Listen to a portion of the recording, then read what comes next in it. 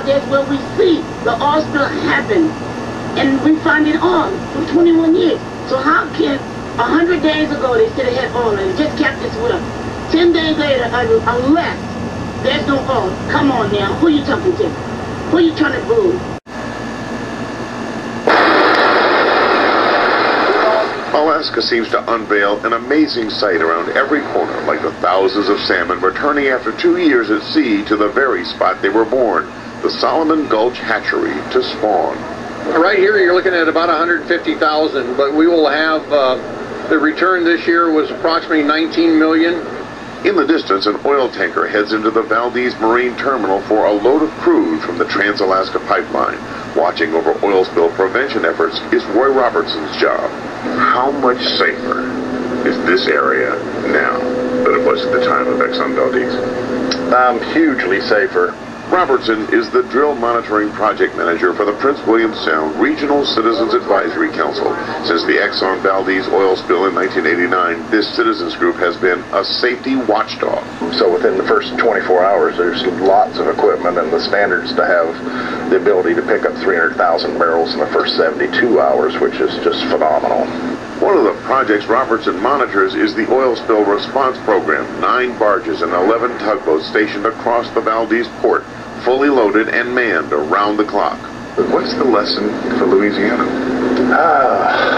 What would you like them to know about what they could do? You need to do pre-planning.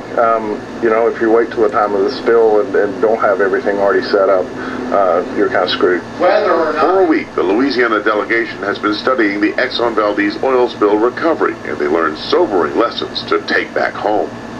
We're here in Valdez where we see the oil spill happen, and we find it all from 21 years. So how can 100 days ago they said they had oil and it just kept its will?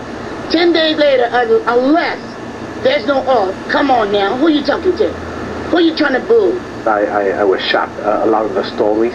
They learned many things they hope will assist Louisiana in the BP disaster recovery. Shrimp in the Gulf is the main staple. And if it takes 20 years, then what are we going to do? So we need to look at long-term development. We need to look at job creations for our people. We need a health unit down there to take blood and make sure that people are safe.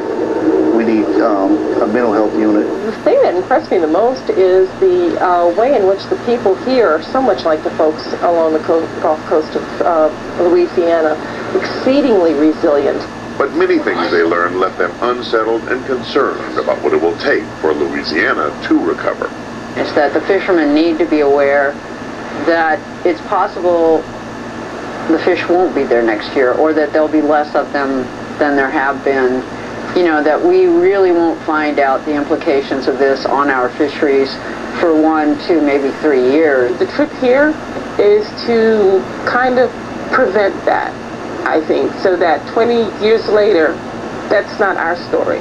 You know, that we don't have 20 years of working and struggling and dealing with this. So we're looking to shorten our recovery time. I'm more nervous now from what I heard because of the situation they went through over here. So they returned to their friends, neighbors, and communities in Louisiana, some of them more worried than when they left. But thanks to what they learned here in Alaska, better prepared for the road to recovery. It's going to be almost an impossible battle, but I mean, we're going to have to just, we don't all pull together, and this was a losing battle. From Valdez, Alaska, with photographer Brian Lucas, I'm Bill Capo, Eyewitness News. Well, the use of dispersing chemicals continues to be a controversial topic in the Gulf oil spill response. They're also being closely monitored at the site of the 1989 Exxon Valdez oil spill in Alaska. During his visit with a group of Louisiana residents, Bill Capo asked why the Citizens Advisory Council there decided against using them. The use of dispersants at the disaster in the Gulf of Mexico was carefully watched at the site of the 1989 Exxon Valdez oil spill in Alaska and caused great concern. Well-intentioned people thought it was the right thing to do, and we may wake up to find out that it was a tragic mistake, and we annihilated a bunch of life in the Gulf of Mexico and traded that for perhaps cleaner beaches. The Prince William Sound Regional Citizens Advisory Council, or RCAC, has decided that dispersants should not be used to break up oil spills in Alaska, in part because of the cold climate. But the other reason is concern about how poisonous dispersants can be, and how the way they break up oil into tiny droplets could affect marine life. Very simplistically, dispersants are great if you're a bird and bad if you're a fish. But we've done lots and lots of studies in the intervening 20 years that show that oil in the water at a very, very low, almost parts per billion level, has tremendous impacts on larvae of salmon, larvae of herring.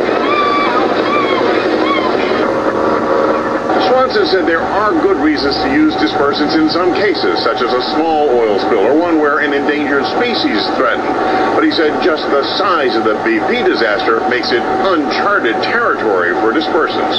This is an experiment on a scale that the world has never seen before.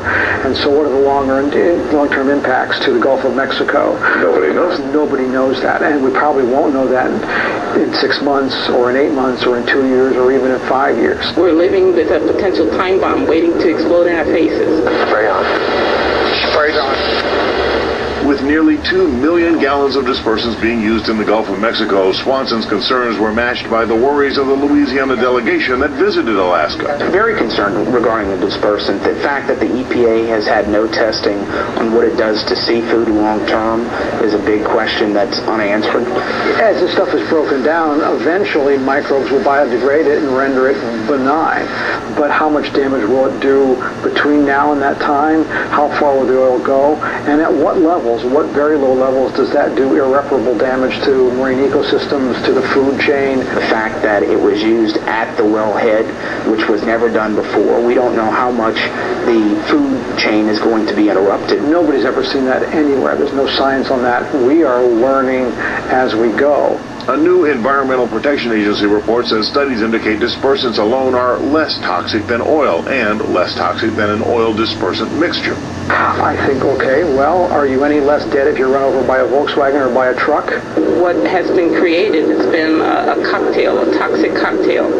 And, I'm concerned. What's really important is oil mixed with dispersants is more toxic than just oil alone, is more toxic than just dispersants alone. And now we have dispersants on an unprecedented scale put into the ecosystem of the Gulf of Mexico. For now, the wait for answers continues. From Valdez, Alaska, with photographer Brian Lucas, I'm Bill Capo, Channel 4 Eyewitness News.